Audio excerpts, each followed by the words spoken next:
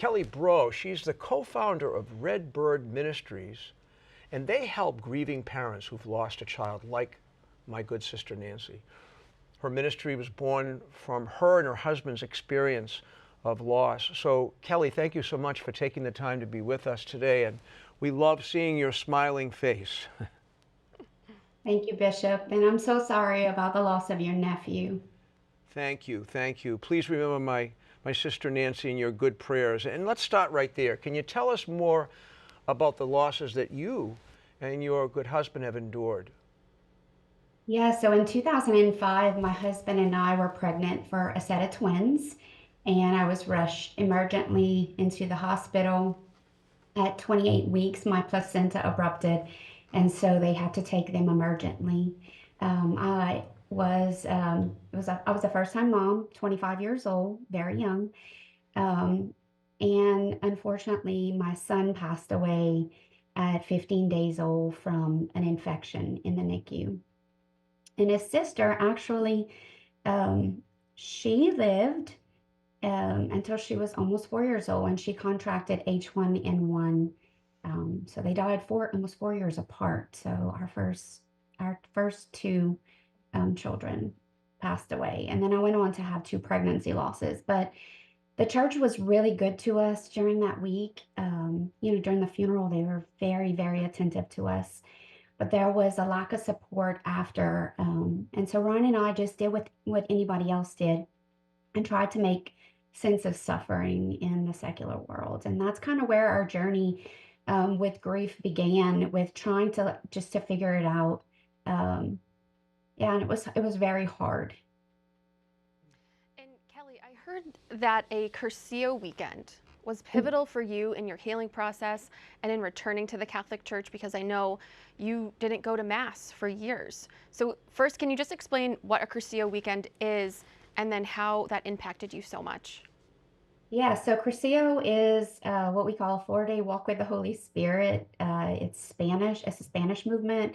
It means the word Cursillo means short, like short course, so catechism in 4 days. Yeah, and it was where I really learned that I did not have a relationship with God. I knew who He was, but more like a historical figure, like someone you just learn about. I didn't have a relationship with him, and Cursillo literally saved my life. It was there that um, I learned the Catholic faith, like um, in a way that I could live a sacramental life, and that was where my journey with having a relationship with God began. I learned um, that I was trying to carry the cross of child loss in mortal sin. I didn't have the grace or the ability to do it. And so it was so important to me as I began my journey to uncover those what we call our healthy healing journey, and living a sacramental life doesn't make it um, I would say easier, because that we still live in the reality that our children died. Is There's suffering, continuous suffering, but it makes it possible to be able to have and to hold on to that hope for heaven. I was away from the church for so long. And one simple fact, like I tell this to everybody because it changed my life. At the consecration is when we're closest to heaven. And we want, as parents of lost, we want to be so close to our children that have died. And so what better place to be is in worship with God with them. Um, yeah, Cursillo changed my life. It was a big part of my healing journey. You know, Red Bird Ministries serves families struggling with the loss of a child, both before birth and also after.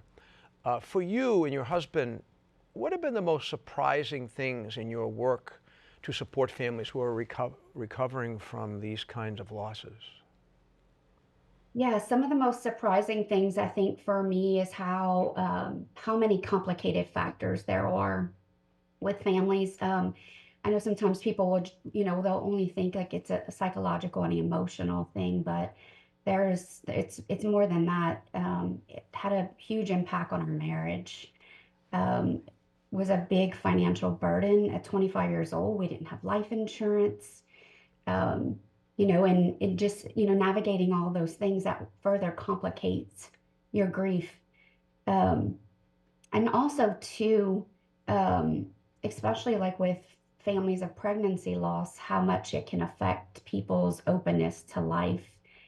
We walk and journey with a lot of families who have experienced pregnancy loss. And one of the biggest things I hear from them is that they are afraid to be open to life again because they're afraid that it'll happen again. And so that journey is complicated with a lot of different factors, with our families, like your beautiful sister. When there is other things that are involved, when there is, crime, or, if someone takes the life of their child, there's also like legal issues that we're walking with families through. So it's an accompaniment that we try to walk with them through whatever factors that they're facing. But ultimately, our goal is heaven. Like we want to help them address the human side of it, but we love them too much to leave them there, and we always want to point them towards the eternal. So help them to grow in their relationship with God. And Kelly, what about families who have lost children to suicide? Do you guys have resources to help them as well?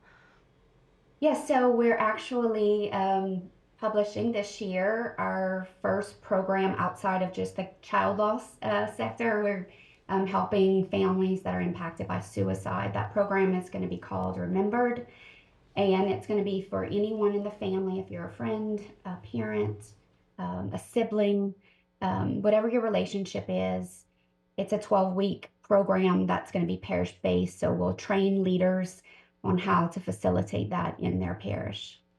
More broadly speaking, Kelly, how do you think the church can be better in supporting parents who've lost a child? We always say that it's a relay race. Like there's certain people that kind of like the spectators of the cross. There's certain people along the journey that helps to get us to our final destination.